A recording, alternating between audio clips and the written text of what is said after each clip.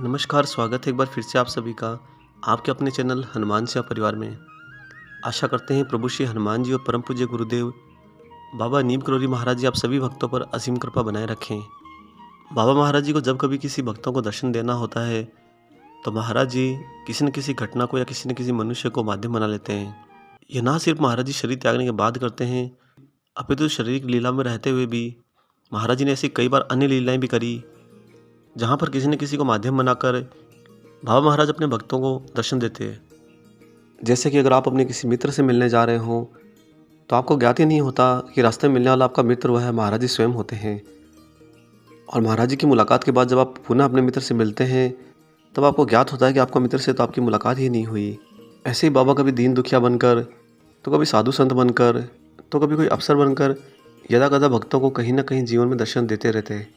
सारे दर्शन महाराज जी के उन भक्तों के साथ होते जिन भक्तों से बाबा महाराज बहुत प्रेम करते, क्योंकि ये सब महाराज जी के प्रेम में उनकी अटखेरियाँ होती थी, जिससे बाबा भी आनंद में होते, भक्त को भी महाराज जी का संरक्षण प्राप्त होता और साथ ही दृढ़ता बनी रहती कि महाराज जी तो हर क्षण हर पल आपके साथ हर जगह पर चलते हैं।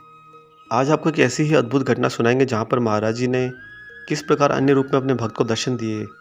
इससे पहले हम आगे बढ़ें, आप सभी से एक छोटी सी गुजारिश है।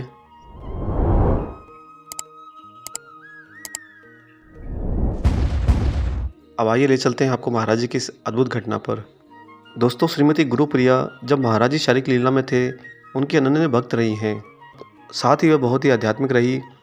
पूजा पाठ करना, भगवान को भजना, व्रत करना आदि में निरंतर उनका मन रमा रहता। और वैसे भी जो कुछ भक्त करता है सब कुछ गुरु के प्रभु की दृष्टि में होता है। अर्थात महाराज जी सब कुछ जानते थे कि गुरुप्रिया अपने जीवन में किस तरह के कर्म कर रही है और किन दिशाओं में आगे बढ़ रही है। ऐसे ही श्रीमती गुरुप्रिया एक बार एकादशी के दिन नैनीताल में अपने घर से मंदिर जा रही थी। रास्ते में उन्हें पाषाण देवी के पुजारी जी दिखाई दिए गए। तब गुरुप्रिया ने सोचा कि आज एकादशी का दिन भी है और एकादशी का दान जिसे सीधा कहा जाता है, ये देने के लिए ये पुजारी ही उचित होंगे। अतः उन पुजारी को अपने घर ले आई। परंतु घर पहुंचकर यह क्या, पुजारी ने तो दान लेने से मना कर दिया, अभी तो रसोई में बना भोजन करने की इच्छा व्यक्त कर दी। तब श्रीमती गुरुप्रिया ने उन्हें बैठने का आसन दिया और थाल में भोजन सजाकर ले आई। जब पुजारी जी ने भोजन ग्रहण कर लिया तो उनकी नज़र सामने टंगे महाराज जी की तस्वीर पर गई।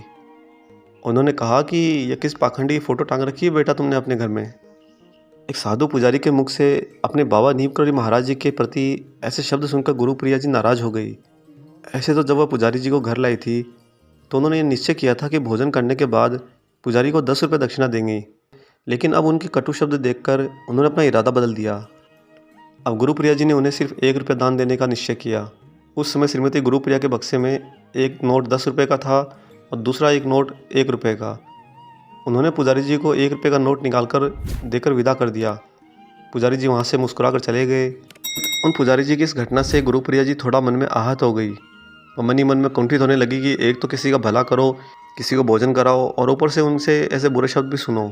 थोड़ी ही देर में गुरुप्रिया जी को ज्ञात हुआ कि लीलामयी के यहाँ पर महाराज जी ठहरे हुए हैं। अतः गुरुप्रिया लीलामयी के घर चली गई बाबा महाराज के दर्शन करने के लिए। जब गुरुप्रिया वहाँ पर पहुँची तो महाराज जी के भोग की तैयारी हो रही थी। ज्ञात हुआ कि बाबा सुबह से ही स्वयं को कमरे में बंद किए अकेले बैठे थे। भोग के समय गुरुप्रिया भी वहाँ पर जाकर बैठ गई। बाबा ने बहुत थोड़ा सा भोजन किया। जब लीलामयी ने बहुत आग्रह किया तो बोले, आज गुरुप्रिया ने हमें बहुत खिला दिया है और हम इससे 10 रुपये भी ठग लाए हैं। नज़दीकी बैठी गुरुप्रिया जी को बाबा की ये बात समझ नहीं आई। उनके मन में ख्याल आया कि हमने महाराज जी को कब भोजन कराया और बाबा कौन से 10 रुपये की बात कर रहे हैं। तब उन्होंने अनुमान लगाया कि हो सकता है बाबा का तात्पर्य केवल ब्राह्मण को दक्षिणा देने से है। अतः वह बोली कि 10 रुपये नहीं महाराज, 1 रुपया। मैंने 1 रुपया ही दिया था उस पुजारी को। गुरुप्रिया की इतना कहना भर था कि बाबा महाराज ने अपने कंबल के भीतर से वही 10 रुपये का नोट निकाल कर उन्हें दिखाया जो गुरुप्रिया जी के घर में बक्से में बंद था। यह देखकर गुरुप्रिया जी को तो विश्वास ही नहीं हुआ। घर लौटकर जब उन्होंने अपना बक्सा टटोला तो उसमें सिर्फ 1 रुपये का नोट था, 10 रुपये का नोट गायब था। जबकि उन्होंने उस पुजारी को 1 रुपया दिया था, 10 रुपये अपने पास रखा था, लालच और ईर्ष्या के गुण के कारण। अब गुरुप्रिया जी को महाराज जी की लीला समझ में आ गई कि जिस पुजारी को खाना खिलाने के बाद 1 रुपया देकर उन्होंने विदा किया था वे दरअसल महाराज जी थे। उनके सिवा ऐसी लीला भला कौन और कर सकता है। और साथ ही महाराज जी जो दक्षिणा लेना चाहते थे वह तो स्वयं ले गए, सब कुछ उनका ही है। आप चाहे दे ना दे भ्रम में पड़े रहें, बाबा महाराज अपनी लीला कर जाते हैं। इसलिए महाराज जी हमेशा अपने भक्तों को ये कहा करते हैं कि मैं तो सब जगह हूँ, तो मुझे एक जगह मत ढूंढो। अगर तुम सब में मुझे देखोगे तो मुझे सब जगह अपने पास ही पाओगे। हो सकता है कि महाराज जी कब कहाँ किसी रूप में आपके सामने आ जाएं, आप पहचान भी ना पाओ। अतः जब भी कोई आगंतुक आपके सामने सेवा भाव के लिए आए या प्रकृति ऐसी घटना रचे जहाँ पर आपको सेवा करने का मौका मिले, तो उन्हें महाराज जी का ही स्वरूप मानकर उनकी निश्चल भाव से सेवा कीजिए। क्योंकि आप जो कुछ भी कर रहे होते हैं, महाराज जी आपकी हर घटना, हर प्रतिक्रिया को देख रहे होते हैं। बाबा महाराज आपके कर्मों पर पैनी निगाह रखते हैं, साथ ही आपके सारे भाव को भी समझते हैं। और जो भी महाराज जी को जाता है, भक्ति मार्ग पर चलता है, उसके मन में तो लालच, ईर्ष्या जैसे भाव आने ही नहीं चाहिए। आपका इस धरती पर है ही क्या जिसके लिए आप अपने स्वामित्व का भाव जगाते हैं। सब कुछ महाराज जी के नियंत्रण में है, फिर भी आप अपने आप को उनका कर्ता धर्ता मानते हैं। यह सिर्फ कोरा भ्रम है। हाँ, अगर आप महाराज जी को हर जगह पर, हर रूप में ध्याएंगे, तो बाबा महाराज आपको कभी भी ये एहसास नहीं होने देंगे कि आपसे ज़रा भी दूर हैं। ना सिर्फ आपको संरक्षित करेंगे, अपितु आपके सभी कार्यों का मार्गदर्शन भी करेंगे। आशा करते हैं दोस्तों, आज का ये महाराज जी का लीला में कथा प्रसाद आपको पसंद आया हो। वीडियो अगर अच्छा लगा है तो ज़्यादा से इसे लाइक ज़रूर कीजिएगा, और चैनल अगर अभी तक सब्सक्राइब नहीं किया है तो चैनल को सब्सक्राइब कर दीजिए।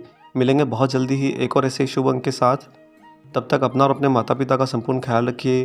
परम प्रभु श्री राम जी का निरंतर गुणगान करते बाबा हनुमान और बाबा नीम करोली महाराज जी के निस्वार्थ होकर सेवा करते रहिए। जय सिया राम।